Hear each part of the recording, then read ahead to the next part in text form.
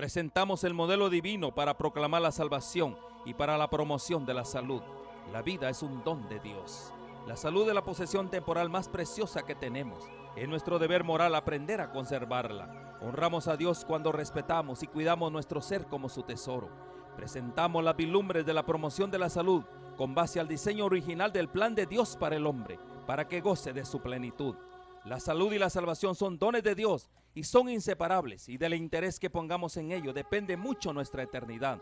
Dios está listo para hacer su obra en nosotros, para que podamos compartir las buenas nuevas con poder, y solamente lo podremos hacer cooperando con Dios, teniendo un conocimiento más pleno del mensaje de salud, integrándolo a las buenas nuevas de salvación. Nuestro llamado es despertar en usted el deseo de disfrutar de la mejor salud física y espiritual hoy y ahora, poniendo la confianza en el Eterno, con una programación centralizada en el amor del Señor para sus criaturas. Quiero que me acompañen en oración, inclinemos el rostro para orar. Padre nuestro que estás en los cielos, te damos gracias, Señor, por la oportunidad que nos das nuevamente de poder abrir tu palabra, de poder escudriñarla. Señor, en esta hora pedimos la dirección de tu Santo Espíritu para que podamos comprender verdades tan profundas del plan de redención de la humanidad y también, Señor, poderlo poner en práctica en cada una de la vida nuestra, Señor. Que nosotros podamos ser un santuario vivo, que podamos, Señor, ser purificados también. Te damos gracias por esta oportunidad.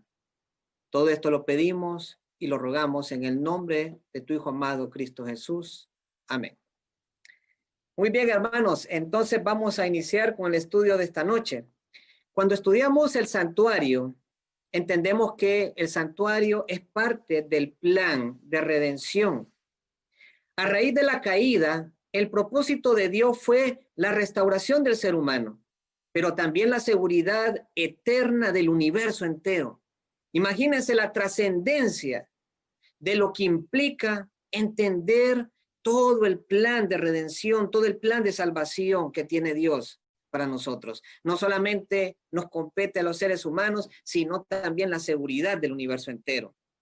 A través de la muerte de su Hijo, determinada por la presciencia en el concilio de Dios. Zacarías capítulo 6, versículos 12 y 13 dice: le hablará diciendo, así ha hablado Jehová de los ejércitos, diciendo, he aquí el varón cuyo nombre es el renuevo, el cual brotará de raíces y edificará el templo de Jehová. Edificará el templo de Jehová y él llevará gloria y se sentará y dominará en su trono y habrá sacerdote a su lado y consejo de paz habrá entre ambos. ¿Sabe usted, hermano y amigo que nos escucha y nos ve, que el Señor tenía un plan preparado si el ser humano caía en pecado? Ya había un plan preparado desde antes de la fundación del mundo. Y es así entonces como este plan de redención en el momento de la caída es revelado al ser humano.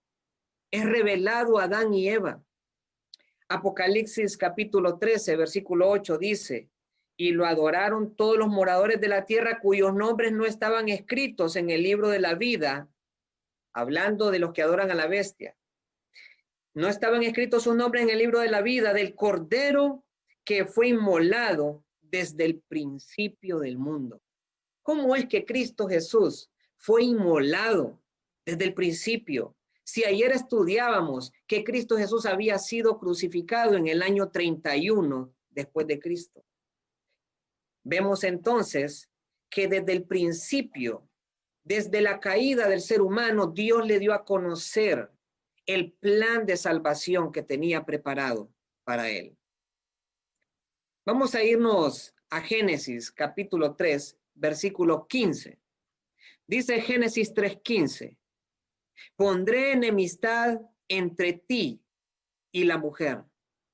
Aquí el Señor está hablando acerca del enemigo, Satanás, y de la mujer que en términos proféticos representa a la iglesia.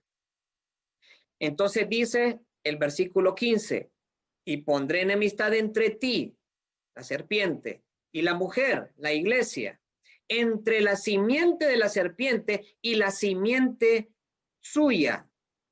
¿Quién era la simiente de la iglesia? Era Cristo Jesús, el Mesías prometido. Y dice que ésta te herirá en la cabeza y tú le herirás el carcañal. Como podemos ver, este pasaje se ha interpretado históricamente como el anuncio de la venida del Mesías y la victoria divina sobre las fuerzas del mal, convirtiéndose desde entonces una promesa de salvación, una promesa de restauración, con el propósito de que por generaciones se mantuviera presente dicha promesa de ese plan de redención que había sido preparado de antemano. Entonces Dios estableció un programa de sacrificios de sangre. En Génesis capítulo 4, versículo 3 al 5, podemos ver los primeros sacrificios que hubieron.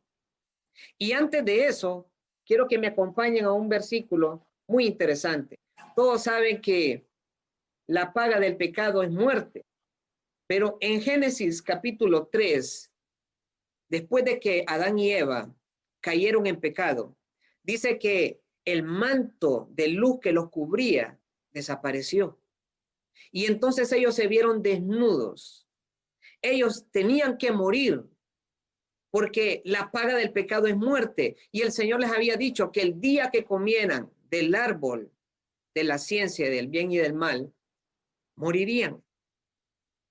Ellos comieron y entonces dice que el manto de luz que los cubría desapareció. Se vieron desnudos. Ahora, ¿qué pasó entonces? Dice que Cristo Jesús bajó, los buscó el Señor, los vio desnudos, y dice el versículo 21 de Génesis capítulo 3. Y Dios el Señor hizo al hombre y a su esposa túnicas de pieles y los vistió. La pregunta es, ¿no había existido la muerte en el jardín del Edén? El primer ser vivo que murió fue un cordero, del cual Dios sacó las pieles para volver a vestir a Adán y Eva. ¿Qué simboliza ese cordero? Sin duda que Adán y Eva tenían que morir, pero en ese momento quien murió fue ese pequeño animal inocente, y de las pieles de ese animal cubrieron su desnudez. Este es un dato muy interesante, tengámoslo presente porque vamos a seguir profundizando y vamos a ir comprendiendo cuál era el plan que Dios había revelado desde el principio a la humanidad. Decíamos que en Génesis capítulo 4, versículo 3 al 5, vemos también un acontecimiento interesante. El Señor pide sacrificios. Él establece programa de sacrificios de sangre. Pero dice el versículo 3, y aconteció andando el tiempo que Caín trajo del fruto de la tierra una ofrenda a Jehová. Y Abel trajo también de los primogénitos de sus ovejas y de lo más gordo de ellas.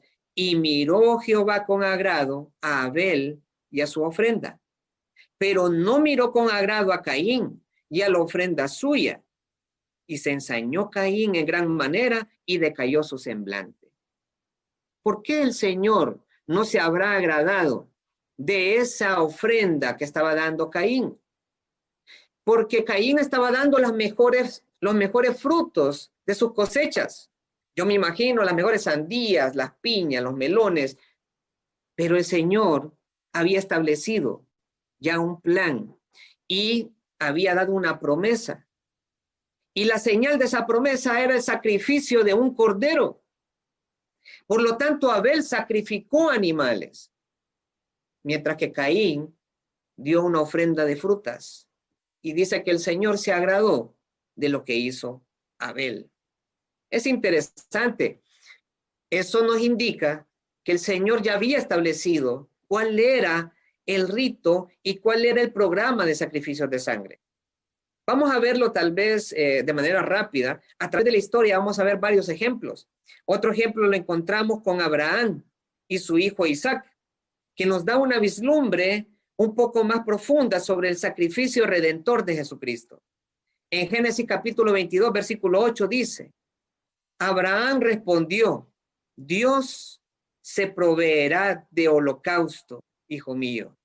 Imagínense, el Señor le pide como sacrificio a Abraham que entregue a su único hijo, al que ama.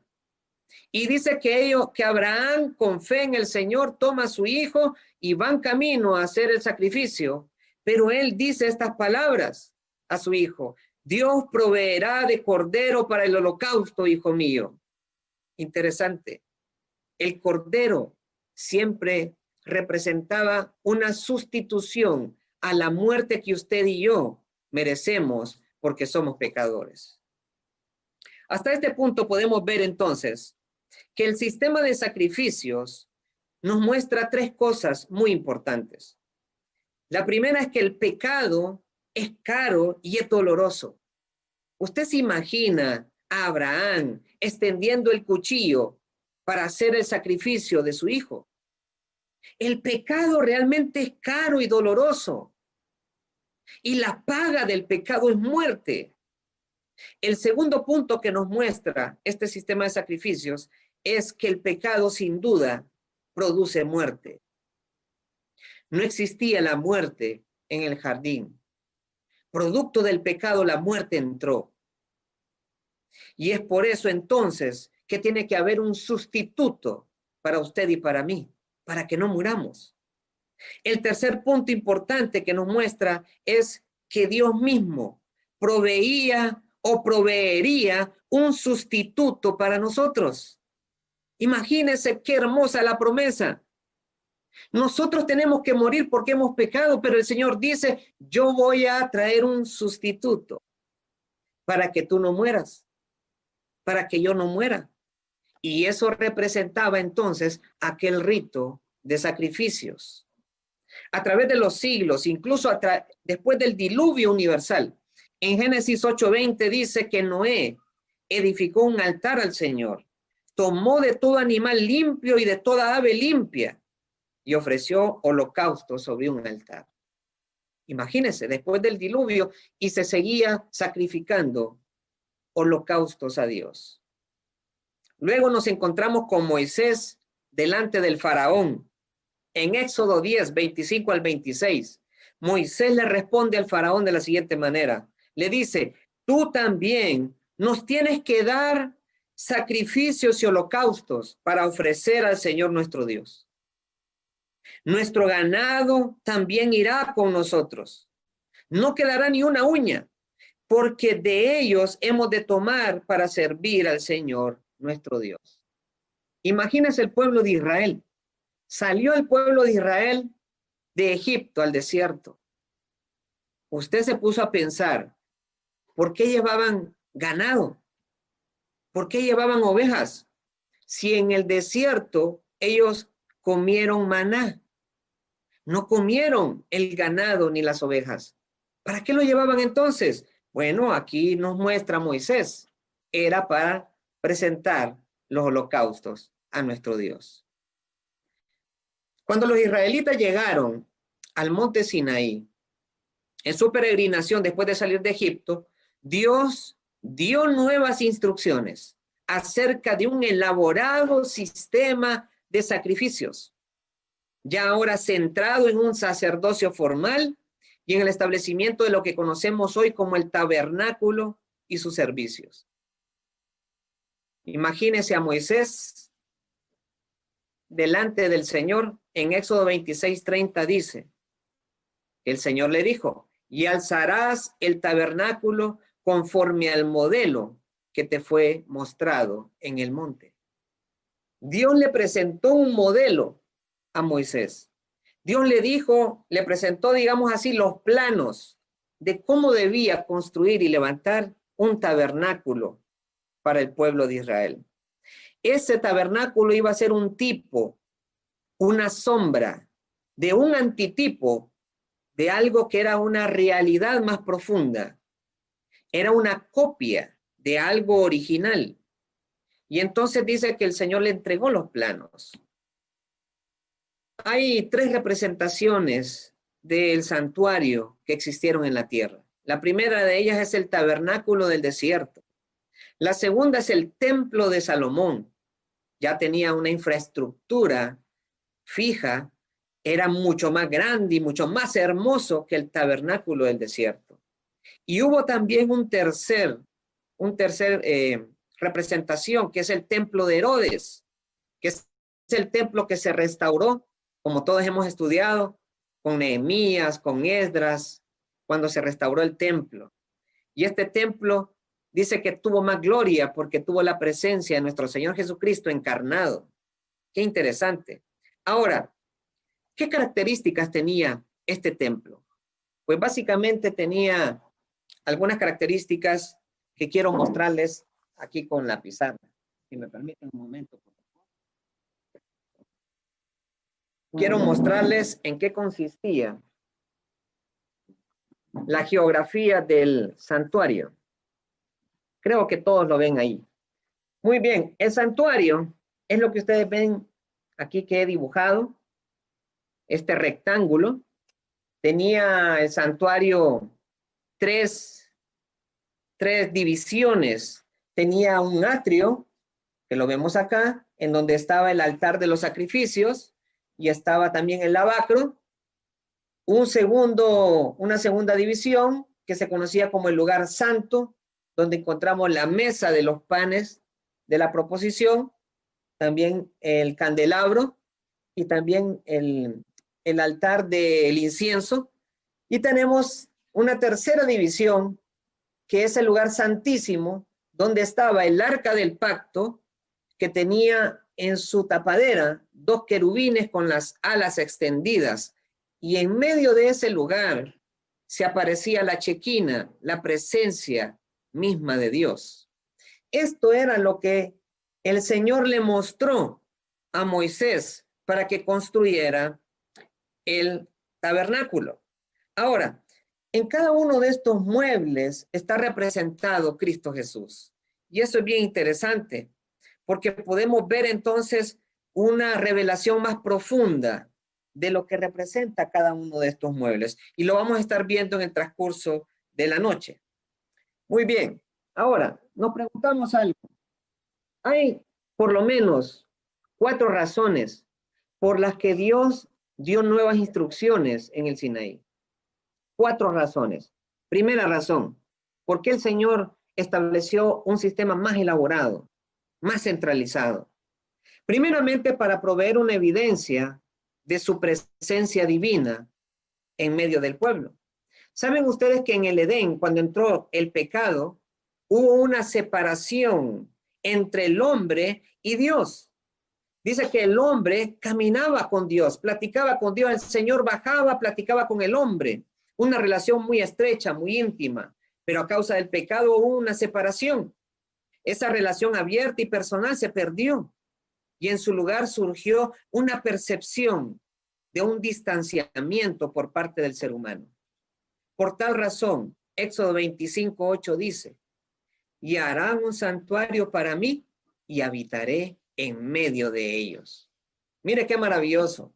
La primera razón de por qué construir un santuario, un tabernáculo, era porque Dios quería morar, habitar en medio de su pueblo. Qué interesante. La segunda razón por la que el Señor hizo este sistema más elaborado. El tabernáculo representaba la naturaleza y la venida del Mesías, su encarnación. En Mateo capítulo 1, versículo 23 dice, y lo llamarán Emmanuel, que significa Dios con nosotros. Y aquel verbo fue hecho carne y habitó entre nosotros, y vimos su gloria. El tabernáculo se encontraba en medio del campamento, lo que también representaba que Dios se acerca a su pueblo y que reside permanentemente en su medio. Sin embargo, al tabernáculo lo rodeaban las 12 tribus de Israel, pero había una tribu que rodeaba los 4 extremos del santuario. Y esa tribu era la tribu de los levitas, porque a pesar de que el Señor estaba morando en medio del pueblo, el pueblo no tenía un acceso libre, no podía entrar libremente porque la santidad y la majestad de Dios era abrumadora y podía morir el ser humano. Por lo tanto, se necesitaba de un mediador a través del cual el pueblo pudiera acercarse a Dios. La tribu de los levitas se convirtieron en ese mediador que necesitaba el pueblo de Israel para acercarse a Dios. Y esto también apuntaba a un sacerdocio mediador, pero en este caso celestial, que es Jesucristo, quien abriría la puerta de acceso ilimitada al trono del Dios viviente. Hebreos 4:16 dice: acerquémonos pues confiadamente al trono de la gracia para alcanzar misericordia y hallar gracia para el oportuno socorro. Qué interesante. Entonces, a pesar de que el Señor estaba en medio del pueblo, perdón, hermanos, a pesar de que estaba en medio del pueblo, no podían tener un acceso libre a él. Se necesitaba de un mediador entre Dios y los hombres, un intercesor. Y esa intercesión, en el caso del pueblo de Israel, la realizó la tribu de los levitas. Tercera razón por qué el Señor elaboró este sistema, ya más complejo. Establecimiento de un sistema de adoración. Era necesario que la adoración a Dios se centralizara.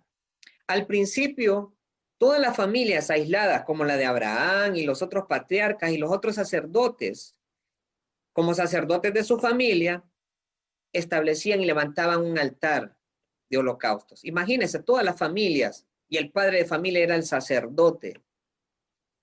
Ahora, el pueblo había crecido sobremanera.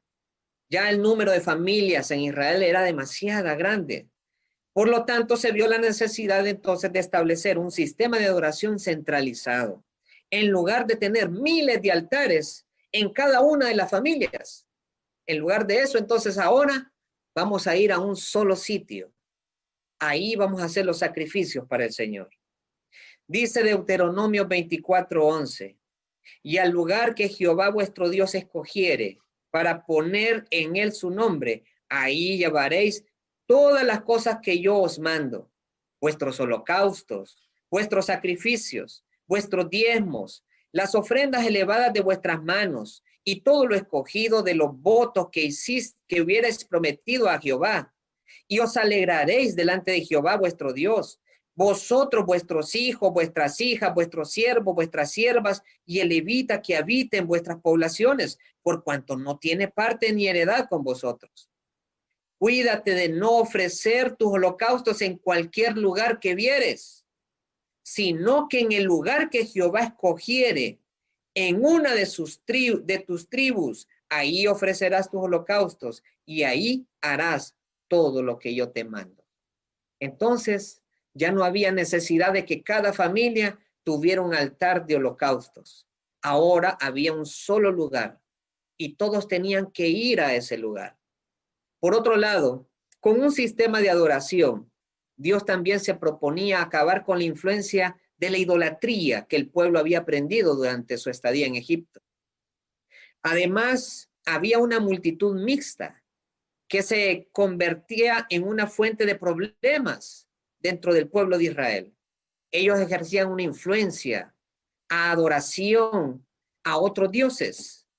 En Levítico 17 también se nos da evidencia de que habían sacrificios fuera del tabernáculo. Y estos sacrificios, dice Levítico 17, eran sacrificios para los demonios. Mire qué tremendo. Entonces, por eso un elemento crucial era tener un sitio de adoración, tener un sitio para llevar todos los sacrificios, tener un sitio centralizado para poder realizar entonces este programa de sacrificios. También en la geografía del tabernáculo hay una cosa interesante. La entrada del tabernáculo estaba hacia el oriente, por lo que cuando el adorador miraba hacia él, le daba la espalda al este. Es decir, era un repudio simbólico al sol. ¿Por qué? Porque en ese tiempo y en el paganismo que desarrolló Egipto, había mucha adoración al sol. Por lo tanto, cuando se estableció el tabernáculo, Cuando uno entraba al tabernáculo, uno le daba la espalda al sol. Es un dato interesante. Más adelante vamos a seguir profundizando más sobre estos aspectos. La cuarta razón por la que el Señor hizo un sistema más complejo de sacrificios, para presentar mayor detalle acerca del plan de salvación. Mire qué interesante. Es cierto que el acto fundamental que Dios quería mostrar y comunicar a la humanidad era el sacrificio del Cordero. ¿Por qué el sacrificio del Cordero? Porque el sacrificio del Cordero representaba a Cristo Jesús muriendo en la cruz del Calvario. Por lo tanto, el culto antiguo se convertía en una parábola, pero también se convertía en una profecía. Cada vez que se sacrificaba un cordero, se estaba profetizando que un día vendría un Mesías, el Hijo de Dios, a morir por cada uno de nosotros. Juan 1:29, dice Juan el Bautista. En el siguiente día, Juan vio a Jesús, que venía a él y dijo, he aquí el Cordero de Dios que quita el pecado del mundo. Sin embargo, el plan de salvación, hermanos, no termina en el sacrificio de Cristo. Por lo tanto, debemos entender el ritual del santuario terrenal para comprender la plenitud del plan de redención. Ahora, el significado de la economía judía, hermanos, todavía no se comprende plenamente. Hay verdades vastas y profundas que esconden cada uno de estos ritos, pero es nuestro deber poder ir a las escrituras y poder entender estas verdades profundas. La sangre que se vertía al ofrecerse los sacrificios señalaba el sacrificio del Cordero de Dios y todos los sacrificios simbólicos se cumplieron en él. Vamos a entender un poco más acerca del santuario. Primeramente, en Hebreos capítulo 9, versículo 22 dice, casi todo es purificado, según la ley, con sangre, y sin derramamiento de sangre no hay perdón de pecados. Eso significa entonces que el pecado contamina, pero la sangre purifica. La sustitución de una víctima y la transferencia a ella de las impurezas y de los pecados de los adoradores crea una paradoja de una víctima impura que sirve como expiación. Y la sangre que era asperjada en el velo que separaba el lugar santo del santísimo contaminaba el santuario. Vamos al santuario nuevamente. Espero que lo vean bien. Muy bien. Aquí tenemos el santuario, el tabernáculo terrenal. ¿Qué es lo que se realizaba en este lugar? En este lugar habían sacerdotes que eran los que oficiaban en el santuario. Y los sacerdotes eran los intermediarios entre Dios y los hombres. En ese sentido, cuando un ser humano, una persona, un israelita pecaba, entonces llevaba un sacrificio. Él ponía las manos sobre el cordero, confesaba los pecados a Dios y transmitía simbólicamente su pecado al cordero. El cordero era sacrificado en el altar. Luego la sangre de ese cordero era llevada al interior del lugar santo. Y en el lugar santo había una cortina que dividía el lugar santo del lugar santísimo. Esa sangre que llevaba el sacerdote era rociada sobre esta cortina, era asperjada sobre esa cortina. Entonces, esto se realizaba todos los días, por la mañana y por la tarde. Sacrificios continuos, todos los días, por los pecados del pueblo. Y la sangre era rociada todos los días sobre este velo que separaba el lugar santo del lugar santísimo. El sacerdote entraba al lugar santo todos los días realizaba sus servicios en este lugar. Pero había un día especial en el año que entraba al lugar santísimo. Ya lo vamos a ver más adelante. Muy bien, ahora, ¿qué contaminaba el santuario? ¿Qué contaminaba el tabernáculo? Había dos tipos de contaminación. Una contaminación que era una contaminación legal y una ilegal. La contaminación legal era cuando los pecados del pueblo eran transferidos al santuario en el transcurso del año, mientras se realizaba el ritual del sacrificio diario. Es decir, legalmente, yo, que era un pecador, podía llevar un animal para hacer holocaustos al Señor por el perdón de mis pecados, y se hacía una promesa del perdón de mis pecados. La sangre del cordero que llevaba esa contaminación era llevada al lugar santo y era rociada en este velo todos los días. Eso era una contaminación legal. ¿Por qué es legal? Porque Dios estableció ese ritual. Pero había una contaminación ilegal. ¿Y cuál era la contaminación ilegal? Que yo como pecador rechazara el plan de Dios, que yo no buscara venir y realizar un sacrificio por el perdón de mis pecados. Y entonces cuando yo no realizaba eso, yo realizaba una contaminación ilegal al santuario y rechazaba aquella promesa, rechazaba aquel cordero, por ende rechazaba entonces a Cristo Jesús. Entonces el santuario se contaminaba de manera legal y de manera ilegal. El servicio diario o servicio continuo, aquí le puse continuo, el servicio diario o continuo, consistía entonces en los sacrificios de la mañana y tarde, el ofrecimiento del incienso en el altar del incienso. Este altar del incienso y estas ofrendas especiales eran por el pecado personal, por el pecado de cada persona. Y todo esto describe, hermanos, y esto es bien importante, una consagración diaria y una dependencia diaria de la sangre de Cristo.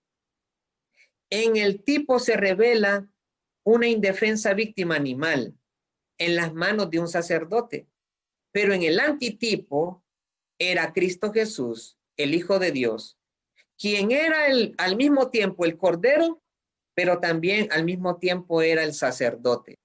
O sea que cumplía dos papeles Cristo Jesús: el Cordero que era sacrificado y el sacerdote que intermediaba entre Dios y los hombres. Interesante.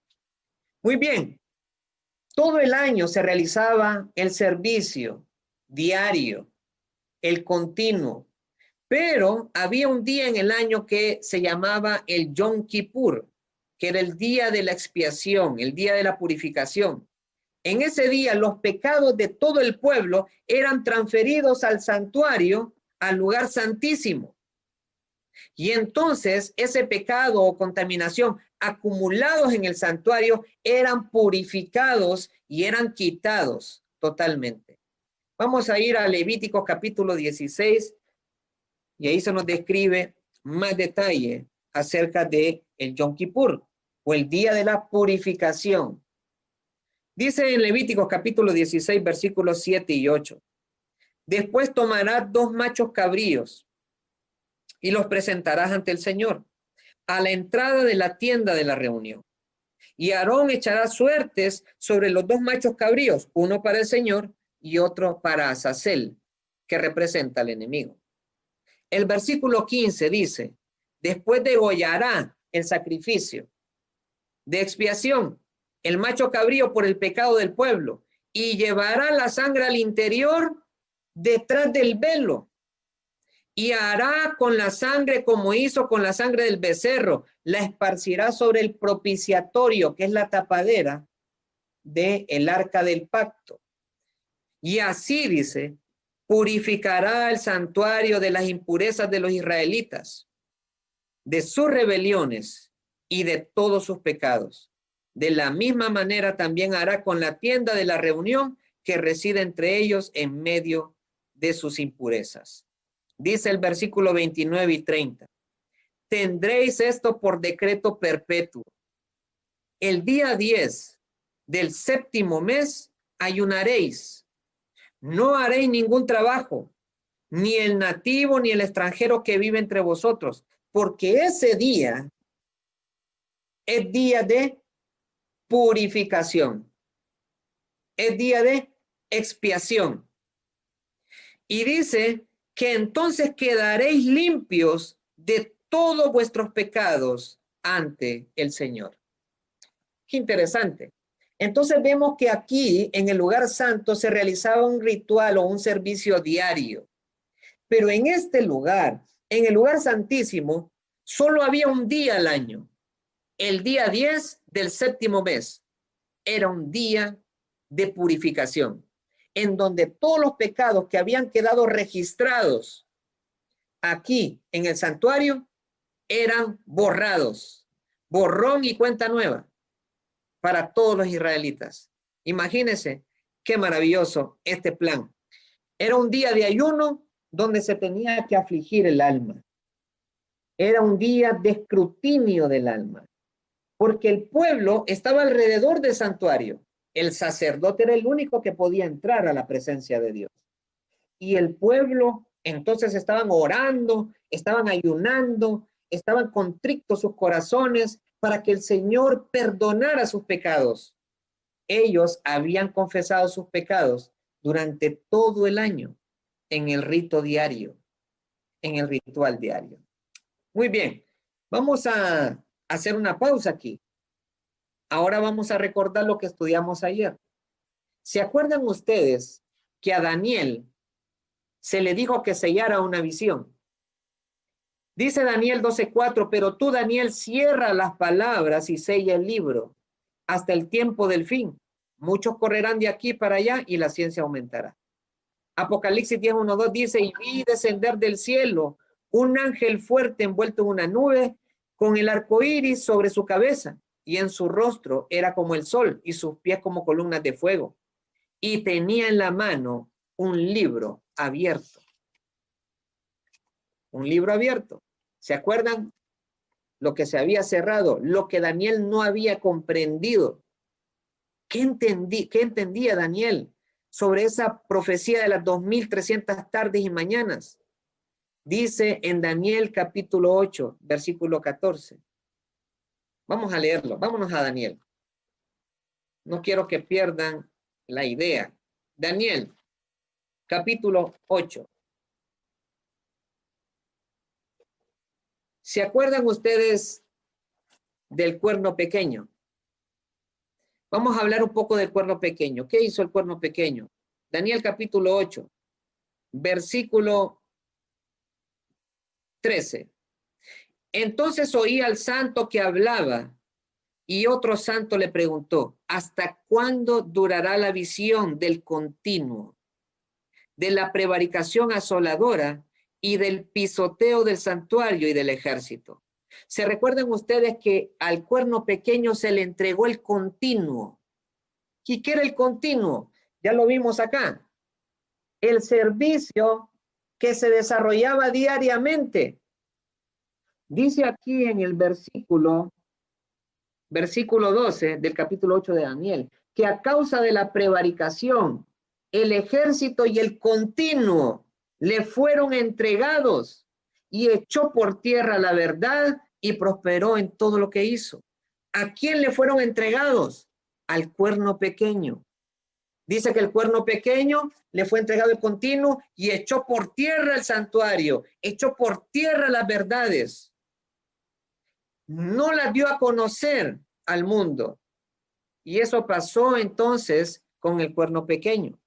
Daniel entonces, a Daniel se le revela y se le dice en el versículo 14, ¿hasta cuándo? Y dice que él respondió, hasta 2300 tardes y mañanas, entonces el santuario será purificado. El santuario será purificado. Ahora, la pregunta es, ¿cuál santuario iba a ser purificado? En el tiempo de Daniel, el santuario terrenal estaba destruido. Lo había destruido el imperio babilónico. No había santuario. Entonces, cuando a Daniel pregunta, este tiempo que el cuerno pequeño ha pisoteado, que ha echado por tierra la verdad, que se le ha entregado el continuo, ¿hasta cuándo durará eso? Y entonces a él se le respondió, hasta 2300 tardes y mañanas. Y entonces el santuario será purificado. ¿Se acuerdan ustedes? Ayer aprendimos cuándo es que iniciaba ese periodo de las 2300 tardes y mañanas. Precisamente iniciaba con la reconstrucción de Jerusalén en el año 457 a.C. Y ese periodo de las 2300 tardes y mañanas llegaba hasta el año 1844 de nuestra era. Entonces, ¿qué iba a ocurrir en ese año? Después de que habían pasado las 2300 tardes y mañanas, dice la profecía que el santuario sería purificado. En 1844, hermanos, el santuario terrenal todavía no ha sido reconstruido. Aún a la fecha no ha sido reconstruido. En Israel y los sionistas tienen planes de reconstruir el santuario nuevamente.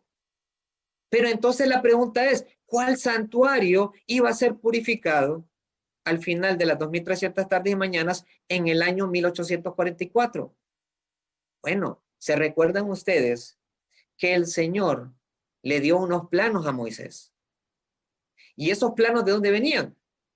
Pues lógicamente existe un santuario original, un santuario que no es copia. ¿Y dónde está ese santuario? Está en el cielo. Entonces, esas 2300 tardes y mañanas hablaban de la purificación del santuario celestial. Ahora, ya hemos comprendido qué era lo que ocurría en el Yom Kippur, en el día de la expiación. ¿Qué era lo que ocurría en este día? Lo que ocurría era que terminaba el trabajo del sacerdote en el lugar santo. El servicio diario concluía y el sacerdote se ponía vestiduras de sumo sacerdote. Y como sumo sacerdote, en ese día de la purificación, pasaba del lugar santo al lugar santísimo. Y entonces realizaba la purificación del templo. En 1844, hermanos, aproximadamente en esa época, el Señor levanta un movimiento profético, milerita. Y este movimiento profético comienza a predicar que al finalizar los 2300 años, en 1844, la tierra iba a ser purificada. Los mileritas creían que como el sacrificio de Cristo había sido en la tierra, también la purificación del santuario representaba la purificación de la tierra por el fuego de la segunda venida de Cristo. ¿Qué pasó entonces? Ellos esperaron su regreso en esa fecha, pero Cristo no regresó a la tierra en esa fecha. Ellos no lograban comprender totalmente la idea de la purificación del santuario. Y entonces dice que este movimiento tuvo un gran chasco. El espíritu de profecía dice acerca de uno de los personajes que estuvo viviendo en ese momento. Ira Netson y los creyentes se reunieron en su casa el 22 de octubre de 1844 para aguardar con él la venida del Señor. Pero cuando llegó la medianoche, comprendieron que el Señor no vendría tan pronto como ellos lo habían esperado. ¡Qué terrible! Ellos habían profetizado, ellos habían entendido que en 1844, cuando se decía que se iba a purificar el santuario, era que Cristo vendría por segunda vez a la tierra. Un poco más tarde, mientras Edson, en compañía de un amigo, cruzaba por un maizal en dirección a su domicilio de unos adventistas, le pareció, dice, que una mano le tocaba el hombro. Alzó los ojos y vio como en una visión los cielos abiertos y vio a Cristo Jesús en el santuario, entrando en el lugar santísimo para comenzar su ministerio de intercesión en favor de su pueblo. En vez de salir del santuario para purificar el mundo por fuego, como ellos habían enseñado, en realidad lo que sucedió fue que el santuario debía ser purificado, no en la tierra, sino el santuario celestial. Y esa purificación se haría mientras Cristo intercede por nosotros en el lugar santísimo. Volvamos entonces aquí al esquema del santuario.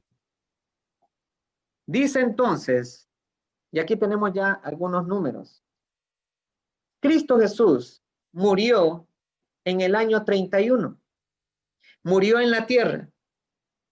Eso representaba el altar del sacrificio. Luego Cristo Jesús en ese mismo año asciende al cielo y entra al lugar santo desde el año 31. ¿Y qué pasó? Cristo estuvo oficiando en este lugar santo. ¿Hasta qué fecha?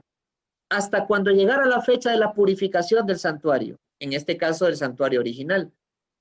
En 1844 de nuestra era, Cristo Jesús pasó del lugar santo al lugar santísimo.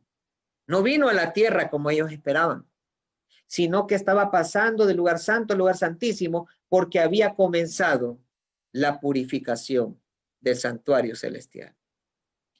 Por esa razón era que Daniel no podía comprender esa profecía, porque era una profecía para el tiempo del fin. Y el tiempo del fin, aprendimos ayer, empezaba después de las 2300 tardes y mañanas. Después de 1844, el tiempo del fin comenzó. Y entonces Cristo Jesús pasó del lugar santo al lugar santísimo. Y ahora está en una purificación del santuario celestial. Qué interesante. Entonces podemos ver cómo Cristo Jesús en este momento está intercediendo delante del Padre como nuestro sumo sacerdote por nuestros pecados. Al finalizar las 2300 tardes y mañanas, había un mensaje especial, una verdad presente que se tenía que dar a conocer al mundo. El cuerno pequeño había tratado de ocultar, había tratado de tapar estas verdades. El cuerno pequeño no quería que la humanidad se entere de que algo está pasando en el cielo.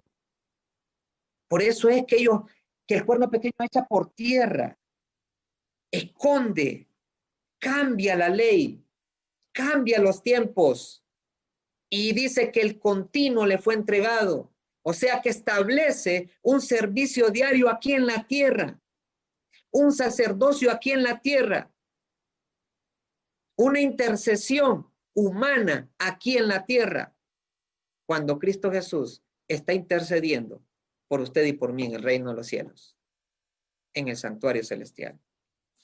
Esas son las verdades que quería ocultar. Ahora, ¿a qué se compara la purificación? Ya dijimos nosotros que mientras el santuario era purificado, el pueblo afuera estaba en oración, en ayuno, en aflicción, en una revisión del alma, en un escrutinio, en confesión de pecados. ¿Qué creen ustedes que nosotros como pueblo de Dios debemos estar haciendo ahora mismo que ya comenzó la purificación en el santuario celestial? Vamos a Daniel capítulo 7. En Daniel capítulo 7, después de que Daniel está viendo al cuerno pequeño, él tiene una visión y es llevado a ver lo que está ocurriendo en el cielo. En la tierra está ocurriendo lo que está viendo el cuerno pequeño. Vamos a verlo. Daniel capítulo 7, versículo 8. Mientras yo contemplaba los cuernos, vi a otro cuerno pequeño que subió delante de ellos. Delante de él fueron arrancados 3 de los primeros cuernos. Este cuerno tenía ojos como de hombre y una boca que hablaba con gran arrogancia. Versículo 9. Mientras yo miraba, entonces Daniel es llevado ahora a ver lo que está sucediendo en el cielo. Dice, mientras yo miraba, fueron puestos tronos y un anciano de muchos días se sentó. Su vestido era blanco como la nieve y su cabello, el cabello de su cabeza como lana pura. Su trono llama de fuego y su rueda fuego ardiente. Y un río de fuego salía delante de él. Miles de millares le servían y millones de millones asistían ante él. Y escuche lo que dice acá.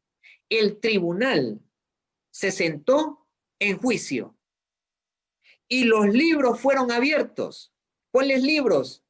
El libro de la vida, donde están anotados nuestros nombres. El libro de los actos, de las memorias. Dice que se sentó un tribunal ahí. Estaba el anciano de días, que es el Padre. O sea que está viendo el cuerno pequeño, pero él ve que después del cuerno pequeño, lo siguiente que ve Daniel es que se sienta un juicio, un tribunal. ¿Por qué? Porque después de la supremacía, ¿se acuerdan de la supremacía papal, de la supremacía del cuerno pequeño? Iniciaba el tiempo del fin y por lo tanto iniciaba la purificación del santuario celestial. Por eso es que Daniel, después de que ve el cuerno, ve en el cielo que se sienta un tribunal y comienza un juicio. Y dice el versículo 13, seguí mirando en la visión nocturna y vi que en las nubes del cielo venía como un hijo del hombre. ¿Quién es el hijo de hombre? Es Cristo Jesús. Y dice que llegó hasta el anciano de días y fue llevado ante él y le fue dado dominio, gloria y reino. Qué interesante. Entonces en la visión que tiene Daniel, dice Daniel que él ve que se sienta, que se ponen unos tronos, se sienta el anciano de días. ¿Y qué es lo que está ocurriendo? Un juicio. En otras palabras, lo que está viendo Daniel es el lugar santísimo, pero en el santuario celestial. Y luego dice que Cristo Jesús, el Hijo de Hombre, llega, entra al santuario y se presenta delante del anciano. ¿Qué va a hacer Cristo Jesús en el lugar santísimo? ¿Qué es lo que Él va a hacer ahí? Él va a interceder por usted y por mí. Él es nuestro mediador. No hay otro mediador entre Dios y los hombres. Jesucristo, hombre. Él está intercediendo por nuestros pecados. Cada vez que nosotros pedimos perdón a Dios, Cristo Jesús muestra sus manos y muestra sus huellas. Y dice al Padre, sus nombres están escritos en mis palmas. Qué maravilloso el amor de Dios. Hermanos, el juicio ya comenzó. El juez se sentó y los libros fueron abiertos. El significado de la palabra juicio, ahora en Apocalipsis 14, en la verdad presente, en el mensaje de los tres ángeles, dice, vamos a ir a Apocalipsis 14. En Apocalipsis 14 encontramos el mensaje de los tres ángeles, que es la verdad presente, es el mensaje actual, es el mensaje del tiempo del fin, es lo que nosotros tenemos que conocer. ¿Por qué? Porque todo esto había sido echado por tierra y era necesario entonces que en el tiempo del fin volviera a salir a la luz, que volviera a restaurarse la verdad, que volviera el ser humano a entender el plan de salvación, porque el plan no termina, hermano, en la cruz del Calvario. Muchos piensan que el plan termina en la cruz del Calvario, pero no, no termina ahí, el plan es más profundo. Y dice entonces en Apocalipsis 14, el mensaje del primer ángel para el tiempo del fin, versículo 6. Vi a otro ángel que volaba por el cielo con el evangelio eterno para predicarlo a los que habitan en la tierra, toda nación, tribu, lengua y pueblo, que decía a gran voz, escuche lo que dice el ángel, mensaje de verdad presente, reverenciad a Dios y dadle gloria, porque ha llegado la hora de su juicio. Lo que nos revela el primer ángel es que el juicio ya comenzó. Esa es una verdad profunda. Muchas personas alrededor del mundo no conocen esta verdad. Creen que el juicio va a ser cuando Cristo venga.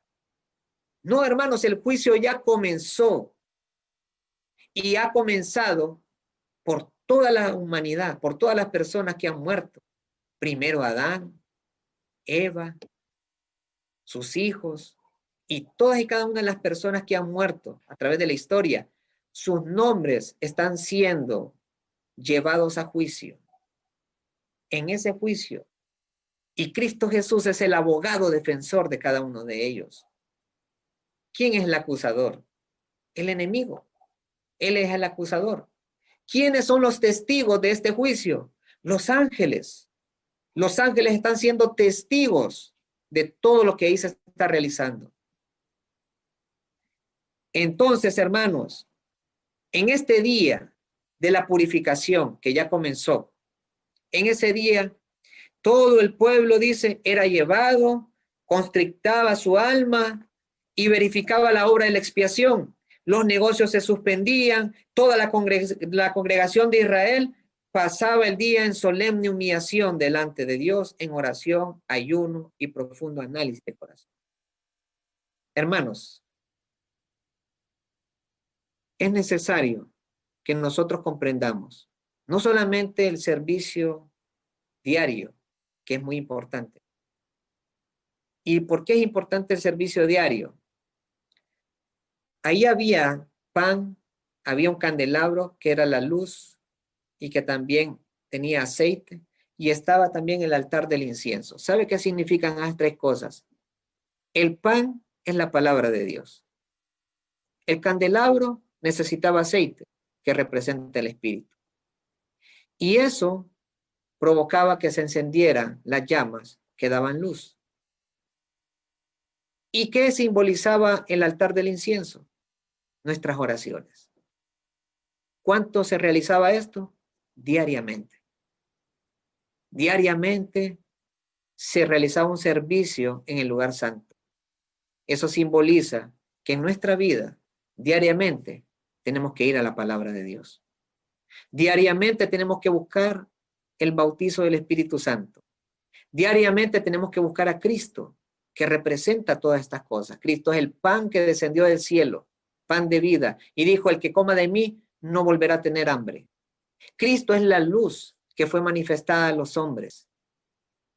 Cristo también representa ese altar de incienso, ese olor fragante. Nuestras oraciones ascienden al cielo y con el sacrificio de Cristo son olor grato para Dios. Ese era el servicio diario, pero también había un servicio, el Yom Kippur, día de purificación. En aquel momento, un solo día. Actualmente es un periodo de tiempo. Comenzó en 1844. Ha iniciado con todos los que han muerto, pero llegará un momento en donde se pasará revista a cada uno de los que estamos vivos en ese lugar. No estaremos presentes físicamente, pero ahí está el registro de lo que usted y yo hacemos, de lo que usted y yo hablamos, de nuestros pecados que han sido confesados, de nuestros pecados que han sido cubiertos por la justicia de Cristo. Ahí está el registro. Y ahí está nuestro abogado. Juan dice, hijitos míos, les digo esto no para que pequen. Y si pecan, abogado tenemos en el cielo, a Jesucristo. Él está intercediendo por usted y por mí. Ahora, así como se está realizando una purificación del santuario celestial, también debe haber una purificación en este santuario. Porque la palabra de Dios nos dice que nosotros somos templo del Espíritu Santo. Si Cristo Jesús está purificando el santuario celestial y está intercediendo por nosotros, Él a través de su santa presencia, a través de su Espíritu, también está purificando nuestros corazones. También está santificándonos cada día. Pero ¿cómo puede operar el Señor una purificación en mi corazón si ni siquiera realizo yo el servicio diario? Si no estoy estudiando la palabra, si no estoy orando, si no estoy pidiendo el Espíritu Santo. ¿Cómo podré sobrevivir yo en el examen, en el escrutinio del juicio que se está desarrollando en este momento? Sin duda, todos aquellos que desarrollen una relación profunda con Dios no tendrán miedo de afrontar el juicio. Miedo tendrá aquel que no ha tenido una relación íntima con Él. Hermanos, dice Juan, vamos a Juan, capítulo 3, versículo 16. Juan capítulo 3, versículo 16. Dice así: porque de tal manera amó Dios al mundo que dio a su Hijo único, para que todo aquel que en él crea no perezca, sino que tenga vida eterna. Y más impresionante es el 17 para mí, porque Dios no envió a su Hijo al mundo para condenar al mundo, sino para que el mundo sea salvo por él. Hermano, Cristo Jesús está en el santuario celestial, en el lugar santísimo, haciendo la purificación, un juicio. Pero Él no quiere condenarte. Él no vino a morir a esta tierra para condenarte. Él no vino a esta tierra para perder sus hijos. Él vino para salvarnos. Él vino para salvarte, para darte vida eterna. Y por eso está en el cielo intercediendo por cada uno de nosotros. Pero hay una obra que se tiene que realizar en mi corazón. Hay una purificación que se tiene que realizar en mi corazón. Hay que nacer de nuevo. ¿Y cómo se hace esto? Creyendo en Cristo Jesús. Dice el versículo 18: el que cree en Él no es condenado. Pero el que no cree ya está condenado, porque no creyó en el nombre del único Hijo de Dios. ¿Qué tengo que hacer yo? Primeramente, tengo que conocer al Señor. Tengo que buscarlo. Tengo que creer en Él.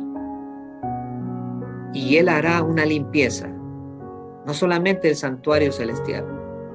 Él también purificará mi alma. Purificará mis pensamientos. Purificará mi corazón. Me limpiará de pecado. Ya no tendré esa inclinación al pecado, sino que seré transformado de gloria en gloria por el Espíritu que es el Señor. Seré transformado cada día, seré diferente. Cada día que tenga yo una relación con Cristo, seré una nueva persona, una nueva criatura. Y entonces seré purificado, limpiado de mi pecado.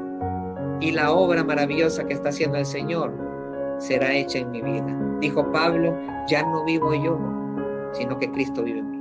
Y lo que ahora vivo en la carne, lo vivo por la fe en el Hijo de Dios. Inclinamos el rostro para orar. Padre nuestro, te damos gracias, Señor, porque a través de tu palabra nos has revelado tu plan maravilloso.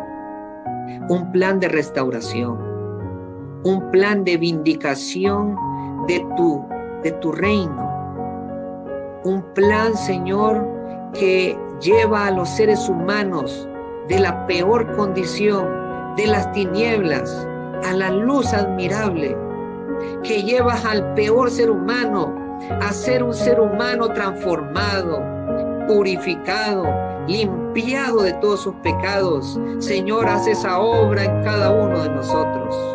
Purifícanos. Haznos un santuario, un templo purificado para ti. Señor, esto lo pedimos, no porque lo merecemos, sino porque hemos creído en tus promesas. Tú eres nuestro abogado intercesor. Ayúdanos, Señor, a poder ser transformados de gloria en gloria y llegar a ser santos como tú eres santo. Todo esto lo pedimos en el nombre de Cristo Jesús. Amén. Amén. Muy bien, queridos hermanos.